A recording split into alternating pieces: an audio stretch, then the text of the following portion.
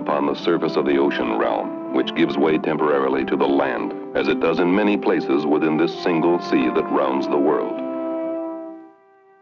From this sea, in other days, men emerged from wooden ships. Having no doubts about the existence of God, they thanked him for safe passage, with gratitude as great as the waters they had crossed. They built colonies in the name of the British Crown, and in time they founded a new nation, stretching from the chill of Canada to the warmer strands of Florida. The men of the new nation spoke the English tongue. Farms blossomed within the wilderness, and cities grew from coastal villages and inland clusters. And still they further grew to create this world that belongs to the present generation.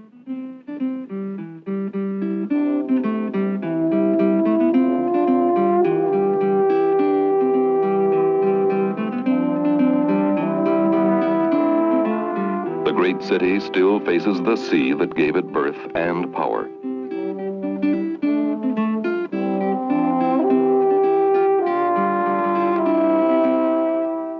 See the familiar city then in the light of time, our own time and the time to come, the time that brought us to where we are this very minute, strong upon a troubled earth, only as we are strong upon the sea. Power, we have discovered, is more than force, military or naval. Power is also the ability to build the good life from raw resources of the earth. Power is at once thought and capability and action. Such power built an American civilization for free men from Mother Europe across the sea. The sea, one and indivisible. A highway for peace, a battle sea for war, the single realm of ocean.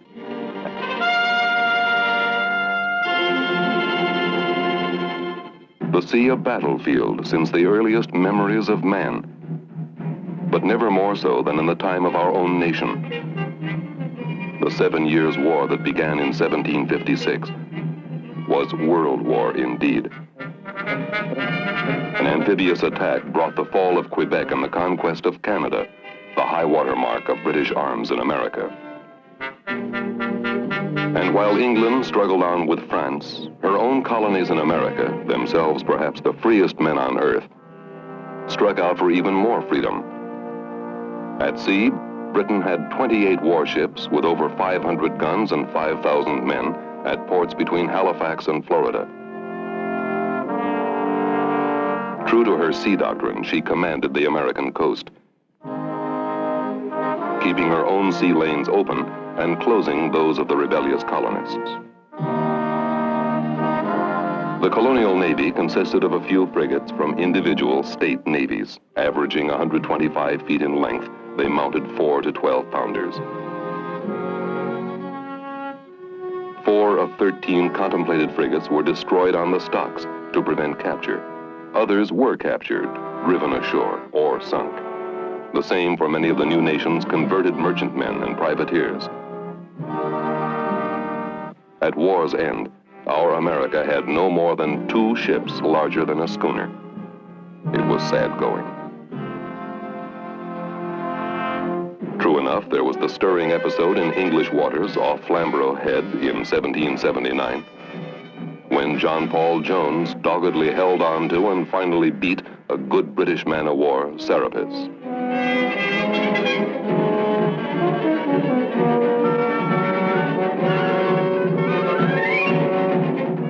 American privateers, too, captured their share of British shipping, such as the brig Suki, shown entering Newburyport, and the Drake, one of Jones's prizes. For all that and other courageous actions that were to found the American naval tradition, it was French sea power, anxious to even old scores, that turned the tide of war, the year 1781. British General Lord Cornwallis, out to conquer Virginia, mustered 7,000 men just off Chesapeake Bay at a place called Yorktown. A despairing Washington found fresh hope from the new American Republic's first friends, the French, who sent their fleet from the West Indies. It was to be one of the few times in history when France, not England, ruled the waves.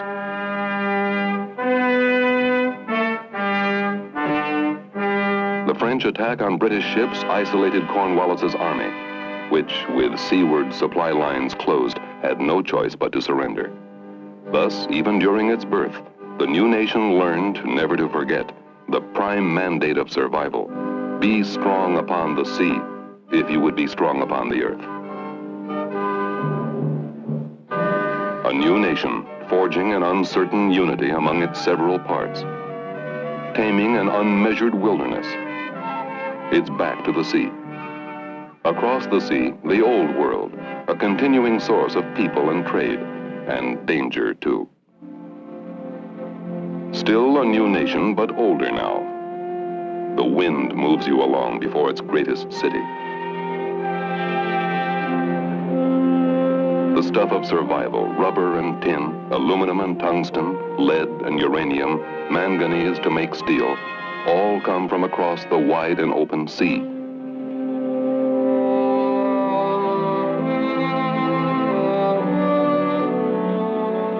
The new nation, growing older, needs some 70 vital materials from other shores of the single sea.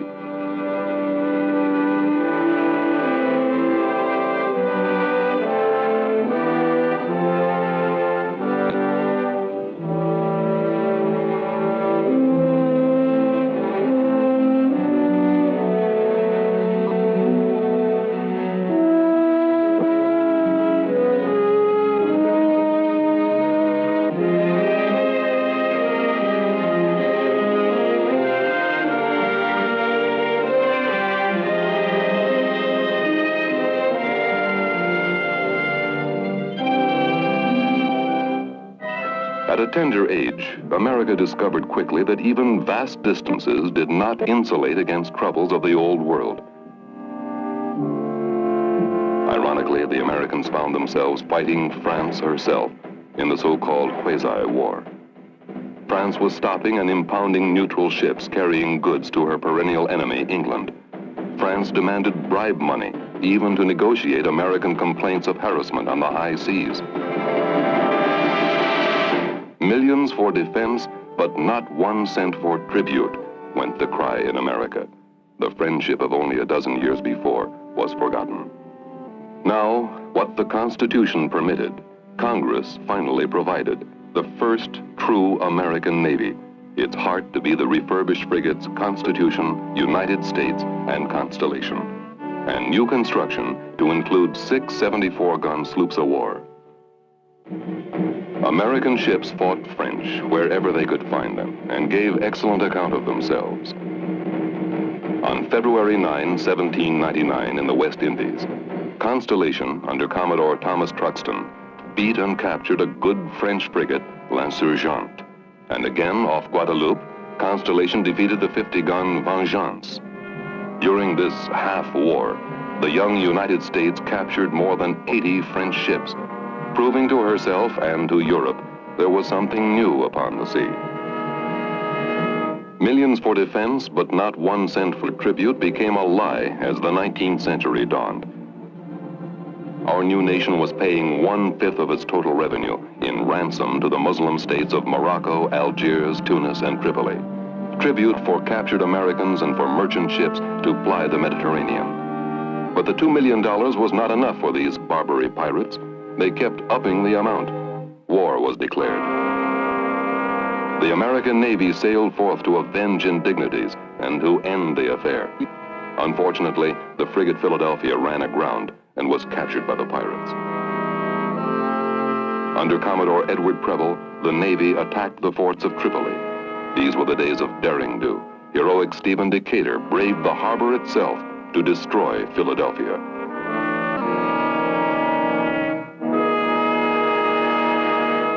The ketch Intrepid was loaded with explosives to blow up fortifications in the harbor, but it fired prematurely, killing the 13 volunteers who took her in.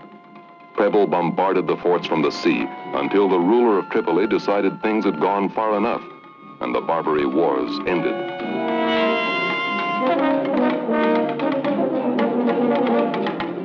They had given the new nation a spark of pride, and they gave the new Navy sea fighters hardened in battle, a litany of heroes: Preble, Decatur, Bainbridge.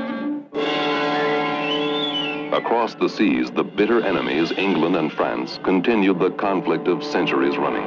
It now raged into full crescendo with the rise of Napoleon, who, for all his small size, was likened to an elephant because of his prowess on the land. Britain was likened to a whale because of her strength at sea, symbolized most effectively by Admiral Horatio Nelson. In one way or another, the cataclysmic struggle engulfed most of the civilized world, and much that was not.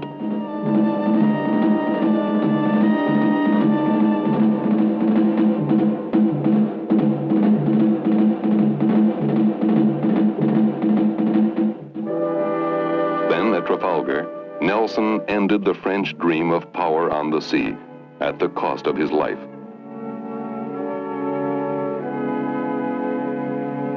And also, there upon the waters, ended Napoleon's hope of crushing England.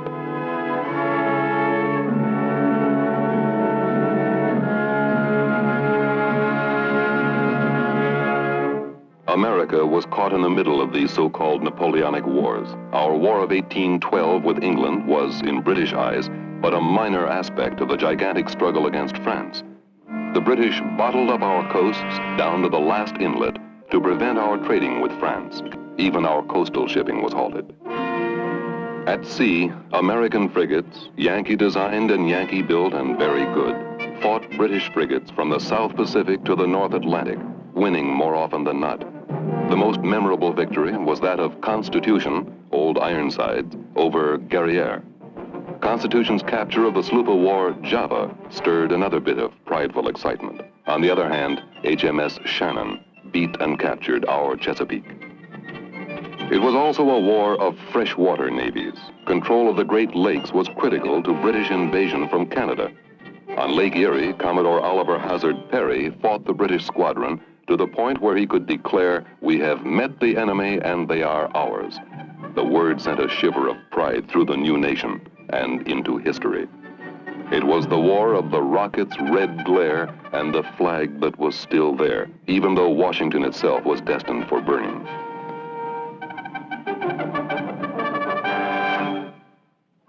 Jackson's victory at New Orleans actually came after the conclusion of peace with England. But it did help put Jackson in the White House, which in turn put the stamp of the frontier on the American character for the rest of the century. The frontier. Once it was those very Palisades that rise before you above the Hudson. Once a virtually unknown continent lay behind them. The new nation had to be established in fact as well as dream, across a vast realm of wilderness. How the 13 one-time colonies stretched themselves from the Atlantic coastline to the shores of the Pacific and across it. That is the epic of this America.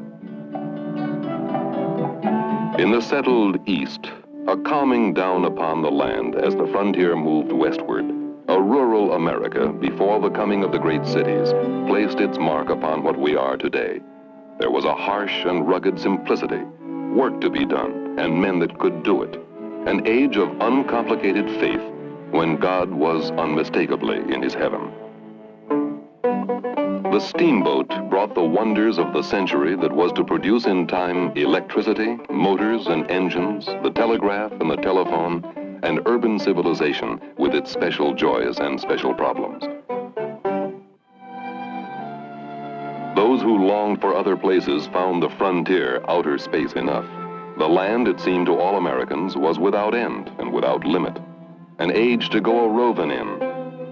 Inward and westward, if those were your fancies, or outward and seaward across the sweep of wave and wind.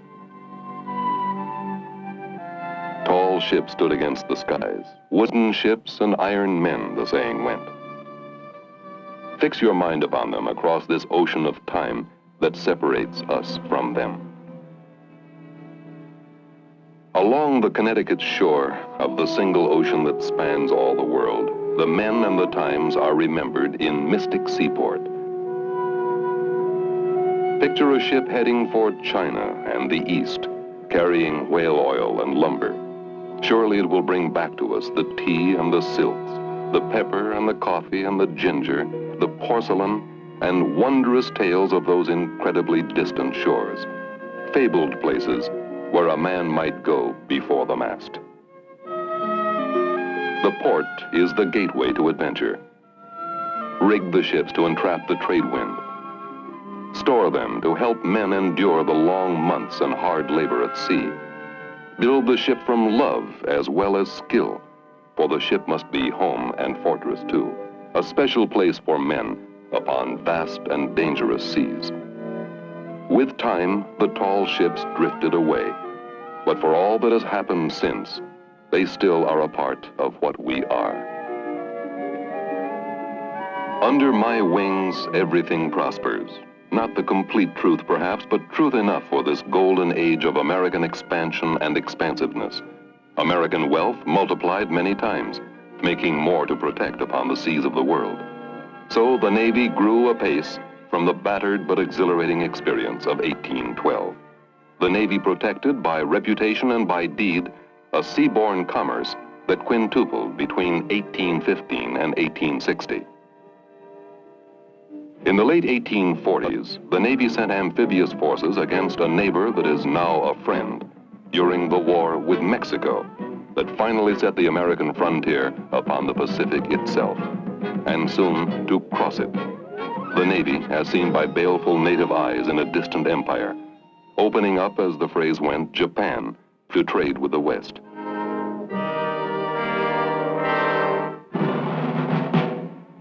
Then long smoldering tensions in American life burst into flame in America's great war with herself, a war that raged over homeland, sea, and river. At sea, it was a war of blockade and counter-blockade, of running the gauntlet of ships to get materials of war through, the North finally isolating the South from vital arms and supplies, and from the trade that would pay for them. The South raiding northern commerce at sea. For 4 hours on a memorable day in the history of the sea, 2 ironclad fighting ships fired upon one another. Virginia, formerly called Merrimac, mounted 3 9-inch Dahlgren guns, 2 6-inch rifles and broadside, 2 7-inch rifle pivots, top speed 4 knots, versus the Monitor, perhaps the most original design thus far in naval architecture, so new that 40 innovations in her could be patented. Monitor mounted 2 11-inch Dahlgren smoothbores in a revolving turret. At day's end, Virginia was damaged but repairable. Monitor hit but not badly hurt. The message needed no belaboring. War upon the sea was destined to be different. The ironclads were here to stay. And to this war came other devices that were to shape all war to come. The underwater mine, the tentative submarine. Nonetheless, iron men in wooden ships had their last fling at glory. The North occupied one after another the southern ports between Virginia and the Rio Grande.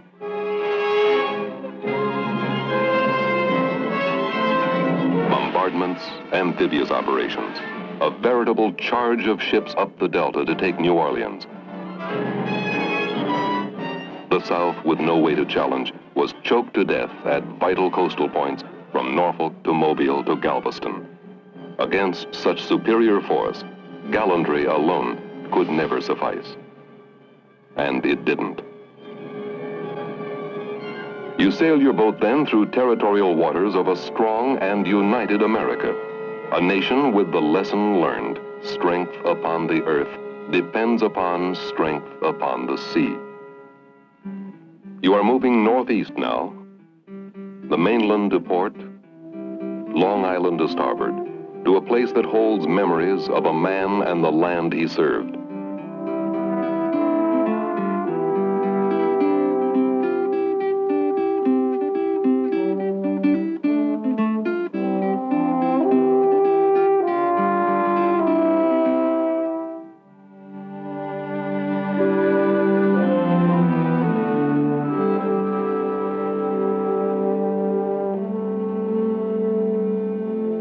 A man to remember.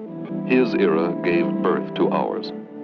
The charge up San Juan Hill, the time of Dewey and Manila, of the 6-hour battle that made the United States a world power. We won the naval war with Spain, and the struggle told us much about modern navies. We had a lot to learn about accurate firing, damage control, global logistics, amphibious operations. Against a tougher foe, the experts reasoned, perhaps we might have lost. For America now stood on the threshold of both a new century and a new perspective. The old Navy, easygoing and somewhat complacent, even heartwarming in its primitive techniques that smacked of other days, gave way to the new. The massive steel dreadnoughts of the new 20th century were more distant from Jones's Bonhomme Richard than it was from the galleys of Salamis 2,300 years before. To face new facts of a changing world without discarding the old truths, that was the charge. To do this, to become in his own lifetime a prophet of much honor in every naval power on earth, Alfred Mahan, Captain United States Navy, wrote a book that became compulsory reading in the wardroom of every German ship. It was translated into Japanese before most Americans had even heard of it. It became to the British the very summation of their own history of triumph upon the sea.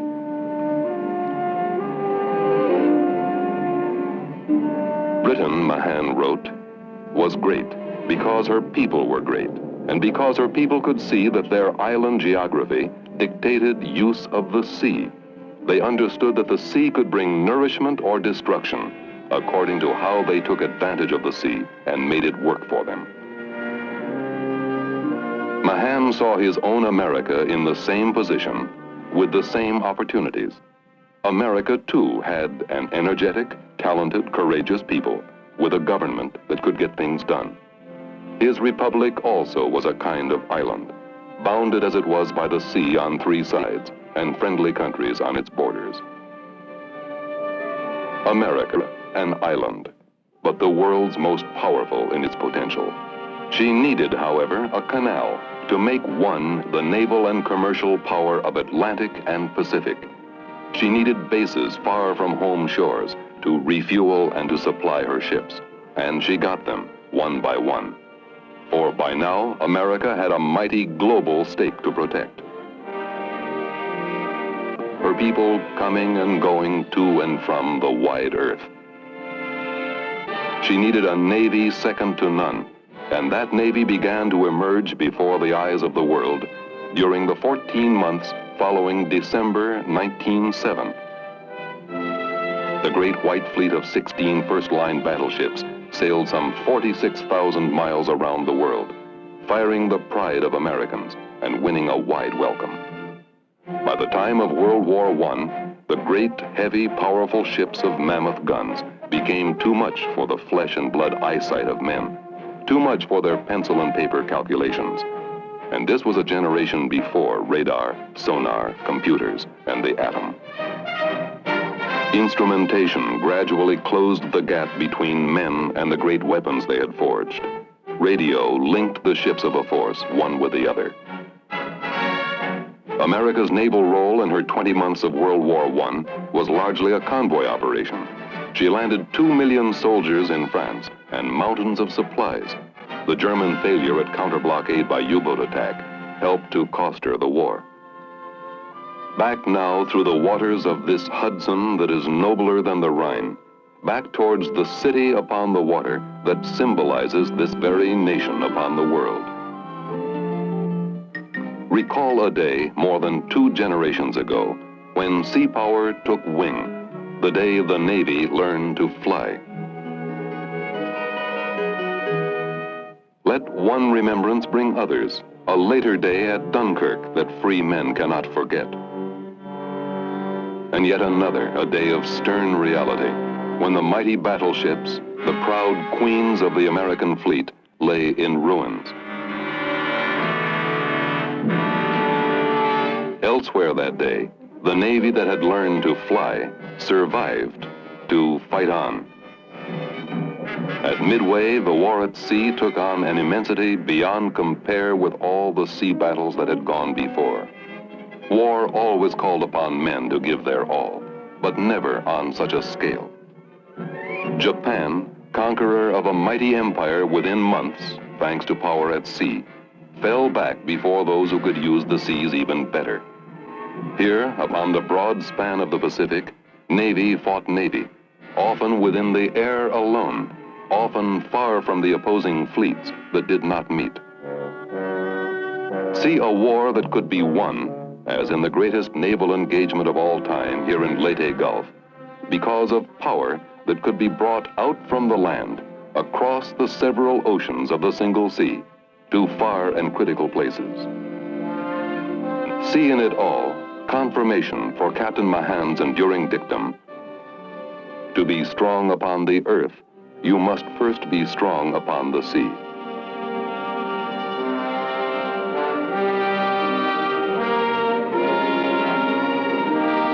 Hard ahead of you, the city upon the sea, in a nation upon the sea, a nation whose very life finds sustenance in the sea. At Harbor's End, the open ocean presents the predominant face of this planet Earth. A small planet, even among those we know of, and a troubled one. A place where problems will not be argued away. A place to be strong and to stay strong. The empires have come and gone.